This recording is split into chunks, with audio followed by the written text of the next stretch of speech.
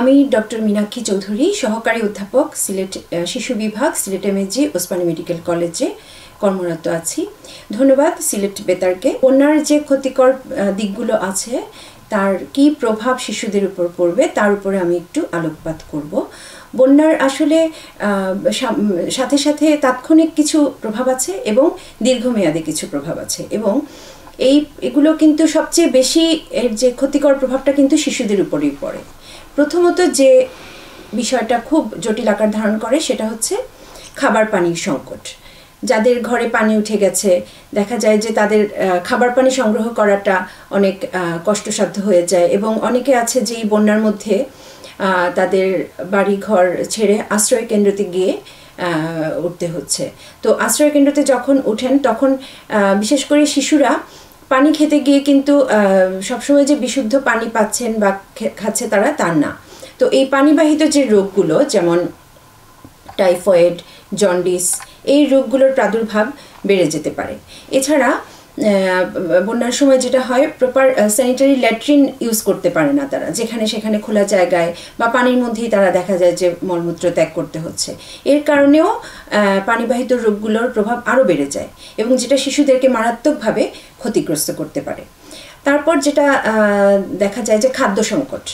এই বন্যার মধ্যে বিভিন্ন পরিবার দেখা যায় যে তাদের বাড়িঘরে পানি উঠে গেছে, খাবার জিনিসগুলো নষ্ট হয়ে গেছে, যার কারণে শিশুরা খাদ্য সংকটে পড়ে যায়।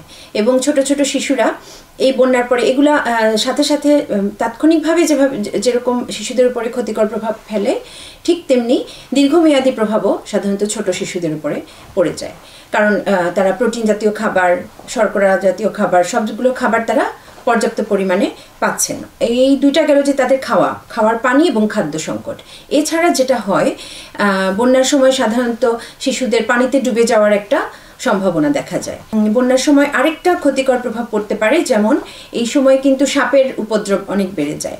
কারণ বন্যার পানিতে করে দেখা যায় যে ঘর বাড়ির মধ্যে সাপের উপদ্রব অনেক বেড়ে যায়। সাপের কামড়ে আক্রান্ত হতে পারে শিশুরা, এবং এই সাপের কামড়ে আক্রান্ত হওয়া কিন্তু শিশুদের জন্য খুব মারাত্মক। তারা তো বলতেও পারে না, দেখা যায় যে তাদের সাপের কামড়ের যে ক্ষতিকর দিকগুলো তারা বোঝার আগেই তারা আক্রান্ত হয়ে যায়।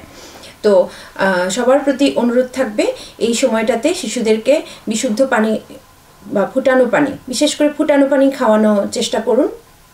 তাদেরকে এর মধ্যেই যথাসম্ভব খাদ্যদ্রব্যগুলো, যা শিশুদের জন্য খাদ্যদ্রব্যগুলো একটু সংগ্রহ করার চেষ্টা করে শিশুদেরকে যেন এর মধ্যেও তাদেরকে যেন পুষ্টিকর খাবার দেওয়া যায়। এবং পানিতে ডুবে গেলে সাথে সাথে তাদেরকে নিকটস্থ হাসপাতালে নিয়ে যান। বন্যায় যখন পানিটা নেমে যায় তখন কিন্তু ডায়রিয়ার প্রকোপ অনেক বেড়ে যায়। এজন্য আমাদেরকে এই জিনিসটা অবশ্যই খেয়াল রাখতে হবে যেন তাদের ফুটানো পানি বা বিশুদ্ধ পানি যেন খাওয়ানো হয়। ডায়রিয়া, নিউমোনিয়া, এছাড়া বন্যার পরে আর চর্মরোগের প্রভাবও অনেকটা বেড়ে যায়। এগুলো ডায়রিয়ার পরের, তাৎক্ষণিক না হলেও এগুলা কিছুদিন পরে এদের প্রকোপ, এই রোগগুলোর প্রকোপ অনেক বেড়ে যায়। ডায়রিয়া, নিউমোনিয়া, জন্ডিস, তারপরে টাইফয়েড ফিভার এবং বিভিন্ন ধরনের চর্মরোগ। ধন্যবাদ।